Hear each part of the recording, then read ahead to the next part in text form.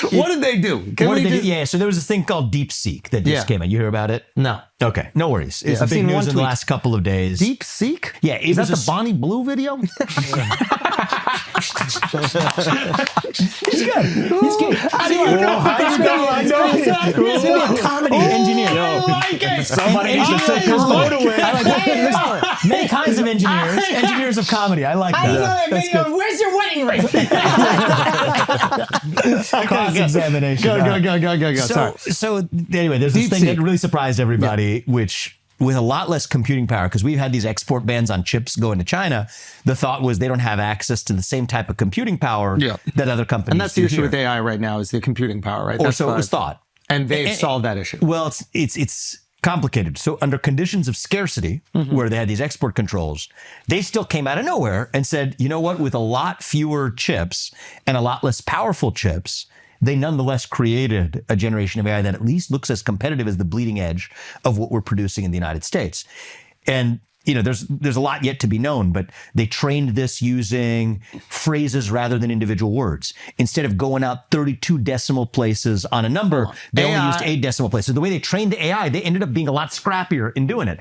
And we can have the whole discussion about DeepSeek and it get boring pretty quickly. But my point is, we will see examples daily, weekly, of other countries, including China, having our asses handed to us, unless we wake up and as a Sputnik-like moment say, we are the greatest nation and we're going to act like it. And we believe that hard work and education and excellence rather than victimhood is the way to do it. And so the funny thing for me is I've been saying this for years. It's not a different message for me. I've been preaching it to the woke left. Yeah. I wrote the book Woke Inc. I wrote Nation of Victims a couple of years ago. And it was perceived as an attack on victimhood culture because that's what it was in the US.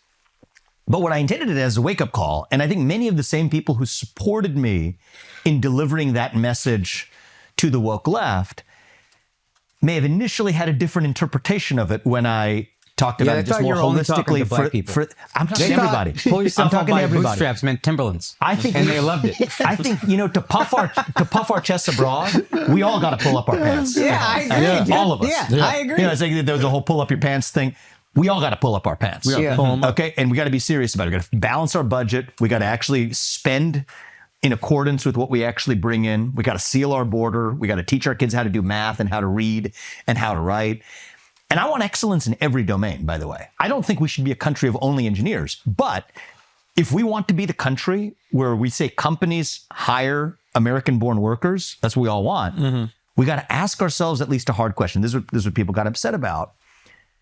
And they may get upset about me saying it right now, but it's a question that you have to confront, which is, why are these companies choosing on their own to not hire as many American-born workers as we want? It's a tough question, but we can't hide from asking that question if you care about this country. I care about this country too much to just ignore that question because that might be politically convenient.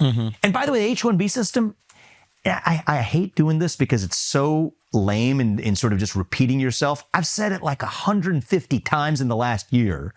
It is a broken system. It is flawed, yeah. No, it's not flawed. It is badly broken. Wait, why? Because there's all kinds of things that are messed up. Quickly describe what it is. So it's a worker visa program that allows, it's about 85,000 of them granted a year, where companies can get a foreign worker in a specific role of a specific skill set, often used by technology companies. And when you say foreign, you mean Indian?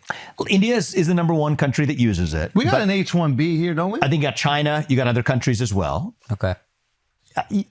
I mean, you might. There's about 85,000 a year, but here's the deal with it. First of all, it's distributed by lottery. So my view is that colleges, they pick the very best, at least they think for their university.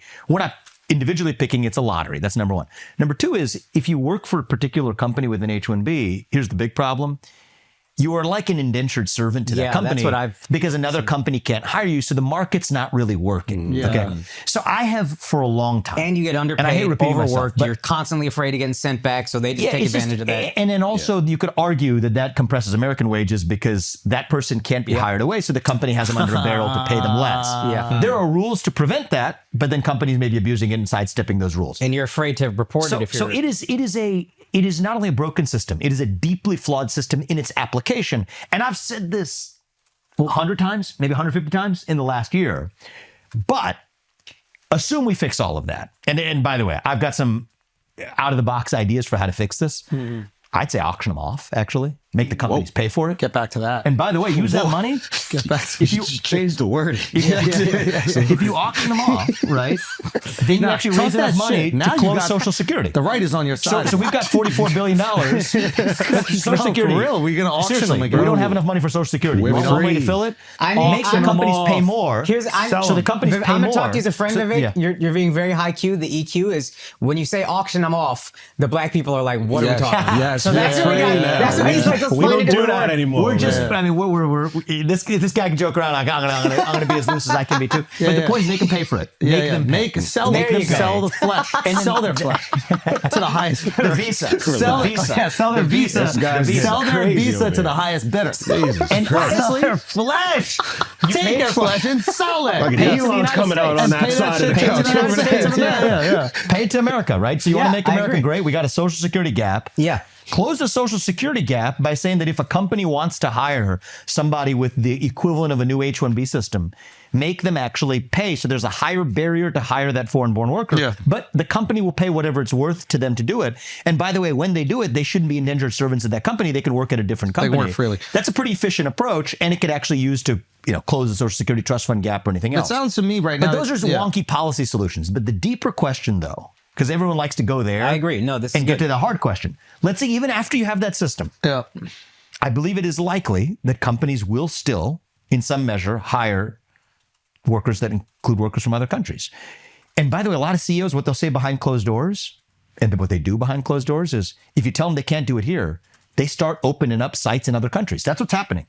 Some of the most successful startups in the country right now, founded by names of people who, I'm not going to betray confidences, you all would recognize, have told me in recent weeks, right, in response to all of this, what people need to know is that I'm actually building teams in places like Brazil, in places But like that's just Europe, because in it's places cheaper. like Asia. It's not because they're No, it's not smarter. just because it's cheaper. There's a Yeah, it's but- if but- you're not getting but it doesn't output, matter, it doesn't Andrew. That's matter not what good the for input America. You're going to hire a It's not Brazilian good- engineer. It's not good for America, right? It's not good for America when you create those jobs in other countries. So What are they the question is, engineering? how do we Besides address the tits. deeper question Yeah. of, They make great airplanes. Yeah. well, it's Removal actually kind of of pubic interesting. hair. What is like a great Brazilian piece of engineering? What have they done? The I company mean, called let's- It's not my choice to India. make. It's Yeah. not my choice to make. I'll give you decisions that other CEOs are making. That's not good for America.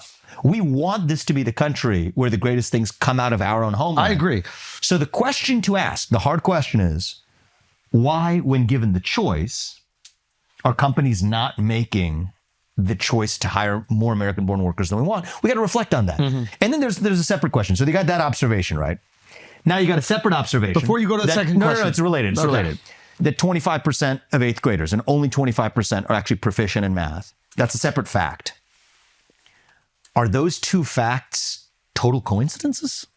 Like, is that just a random coincidence that we now live in a period where American companies are choosing, I don't love this, but are choosing not to hire as many American-born workers at the exact same time that our educational system is producing lackluster results in math, science, and engineering? Are those just random coincidences, or might those have something to do with each other? I mean, we could explore if they do. I'm not completely I think convinced. we should. I'm not saying Yeah. I'm convinced either. But I'm saying that this has to be the conversation we're able to have, Yeah. rather than getting upset that the question was asked. And I care too much about this country to do it. And I think that messengers matter. And one of the things I learned from this is, people see the message through the messenger a little bit. And for where I sit, to be super clear about it, this is the only country I will ever pledge allegiance to. I have nowhere else to go.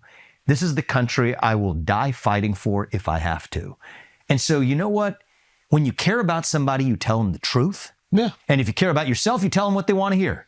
Yeah. And I was consistent with that with the left. Yeah. It was hard for me to preach a message to the left when we took a lot of arrows before criticizing woke culture. Now that's a cool thing to do. Yeah. That was not a cool thing to do when I started doing it, because Yeah. I don't think that victimhood culture is good for black people. I don't think it's good for white people. I don't think it's good for any American people. I don't think victimhood culture lifts us up. We're victors, not victims. That's who we are. Yeah, We sure. are aligned. But I apply that principle across the board in America, that all of us, not pointing the finger at anybody else, includes looking in the mirror myself as a guy who's raising kids in this country, Yeah. that I worry about, and I see how hard that is. I want all of us to create a country where those kids still grow up in a country where excellence is the priority. in math and engineering, sure, sports, arts, music, everything. But we are a country where we pursue excellence. We don't penalize somebody for being a striver, right? That has a negative connotation to it today. Our country was built on hard workers and strivers in whatever domain. We also shouldn't be And I think intimidated. we shouldn't be intimidated. Like, we should have confidence. We're Americans. Like, you're coming here and I'm going to beat you. You're darn right. I'm going to beat you. Like, I I win. want you That's to what we come do. over. I want to give you all the visas and I'm going to still outperform. And I think once we start going, we are the best. Yeah. And American exceptionalism was based on this idea of manifest destiny. It was the manifest destiny of a nation. messenger. Real quick. And the reason we could do that is because other countries have national identities that are different than ours. yeah. Right? Italy or Japan, or you could go straight, great countries, love both countries, but their national identity is based on a lineage, right? Whether you speak the language, whether your blood stock, your stock of blood goes back 5 generations, Culture, that's how thousands Italian of you are. years old. Yes. Yeah, whereas America, I believe, It's ideology. is a nation founded on a set of principles. Yes. Right? Yes, there's a beautiful geographic space and a homeland we love and hold dear, but that homeland has changed. That's not what makes you American. Yeah. Right? It used to be 13 colonies. Yeah. Then you got the Louisiana Purchase. 1000%. Then you have out west. Then you had Alaska, Hawaii. Maybe there will be more to it to be coming soon. Gang. But it doesn't matter. The land is not the core element of America. The blood and soil is important, but it's not the essence. The essence is what are the ideals that bind us together across those otherwise geographically diverse and expansive differences.